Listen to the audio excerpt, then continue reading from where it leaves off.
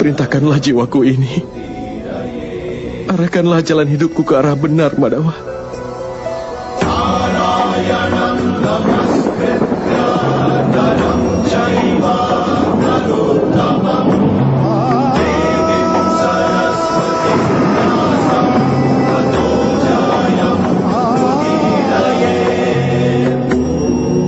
Setelah mengetahui semua itu, akankah aku dapat mengatasi kelemahanku?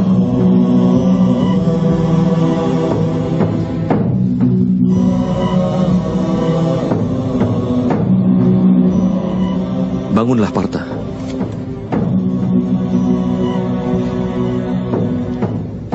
Sekarang dengarlah. Memahami rahasia kehidupan berarti juga memahami bentuk nyata dari penciptaan itu sendiri. Memasukkan kepalan tanganmu ke dalam arus sungai Gangga, kau tidak akan mendapatkan apa-apa. Tetapi jika kau membuka telapak tanganmu di arus sungai Gangga, maka air suci Gangga akan dapat dinaikkan hingga ke kepala. Pikirkanlah, Partha. Apakah kepalan tangan keangkuhan? Atau sebuah tangan yang terbuka dari pengorbanan? Dapatkah kau memahami pengetahuan ini?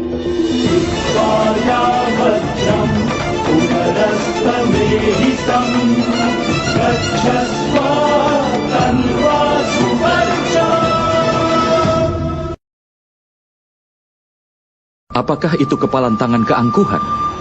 Atau tangan terbuka dari pengorbanan yang telah kau pikirkan? Dapatkah kau memahami pengetahuan ini?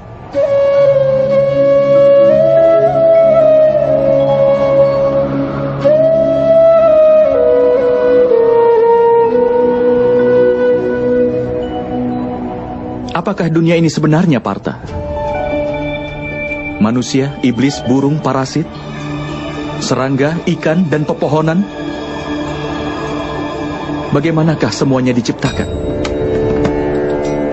Berasal dari unsur apa mereka diciptakan? Bagaimana fungsi mereka dan bagaimana cara mereka bertahan? Bagaimanakah cara mereka mati? Dan apa yang akan terjadi setelah semua itu mati?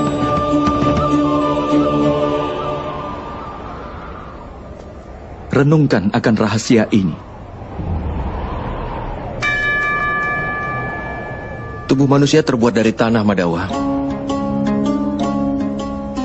Air mengalir di dalamnya sebagai darah dan kebaikan. Api memberikan kehangatan pada tubuh, termasuk rongga kosong lainnya yang ada dalam tubuh. Karenanya, tanah, udara, air, api, dan juga ruang. Tubuh terbuat dari kelima elemen dasar yang disebut Pancamahabhuta. Karenanya, Bhisma yang agung, Guru Drona, tidaklah lebih dari tanah, air, udara, api, dan ruang saja. Bahkan orang pintar pun terdiri dari kelima elemen itu. Begitu juga dengan para tirani. Jadi apa yang akan kau rindukan, Partha? Apakah tanah? Tapi Madawa, tubuh ini memang terbuat dari tanah yang juga melambangkan ciri manusia itu sendiri. Semua ikatan mengakar dalam tubuh yang terbuat dari tanah. Tidak, Partha. Jika ini memang benar, lalu mengapa tubuh seseorang akan hancur setelah mati? Kenyataannya, tidak ada satupun yang berasal dari tubuhnya ataupun hubungan yang mengakar di dalam tubuhnya. Sifat dan tingkah laku dan juga amal dari seseoranglah yang menjadi cirinya. Lalu bagaimanakah sifat, tingkah laku dan amal diciptakan? Pahamilah itu, Partha.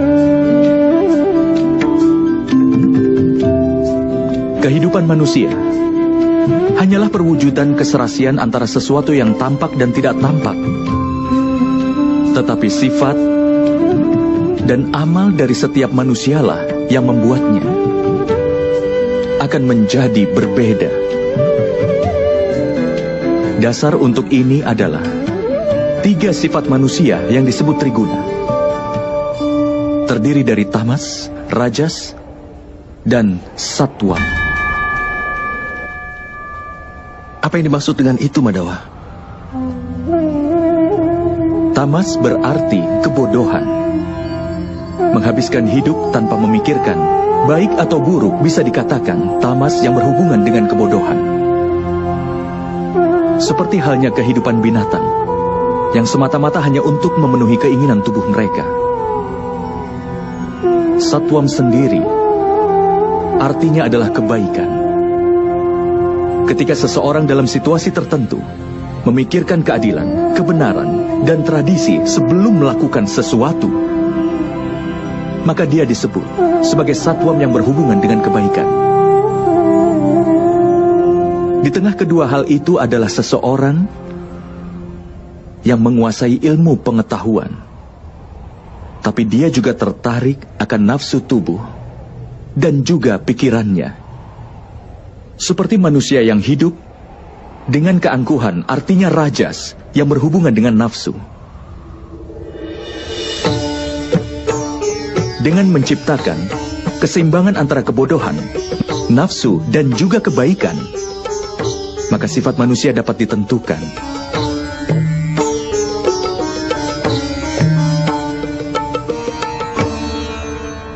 Lihatlah ke depan, Partha. Sifat apakah yang dapat kau lihat dalam diri mereka semua?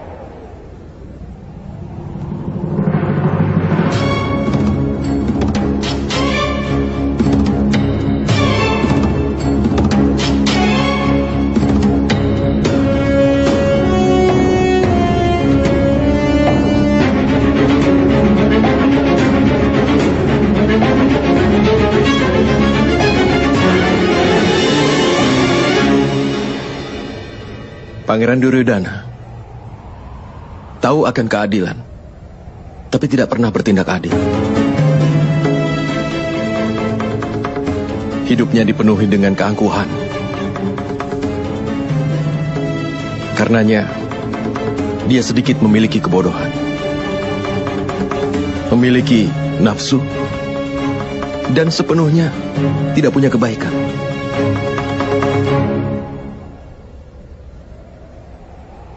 Dan di sana ada Pangeran Dursasana. Dia selalu mematuhi perintah dari kakak tertuanya tanpa berpikir lagi. Karenanya, dia memiliki kebodohan. Lihat juga kakekmu Bhisma, Partha. Dia punya keseimbangan antara kebaikan dan kebodohan. Dia tidak memiliki keangkuhan, tetapi dia terikat dengan pemikiran usang dan tradisi yang kuno. Bahkan ketika keinginannya muncul, dia tidak bisa melanggar sumpahnya.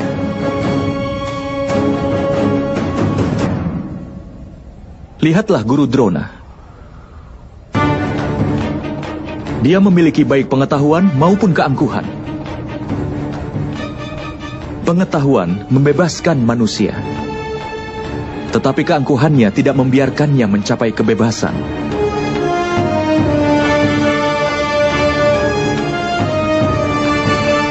Tapi Madawa, jika sifat manusia adalah kesatuan dari 3 sifat manusia, apakah perbuatan manusia sudah ditakdirkan sebelumnya? Seekor singa akan memangsa rusa, dan rusa ditakdirkan untuk takut pada singa. Lalu kenapa keadilan jadi hal yang penting? Mengapa kejahatan mendapatkan hukuman? Lalu apa tujuan semuanya?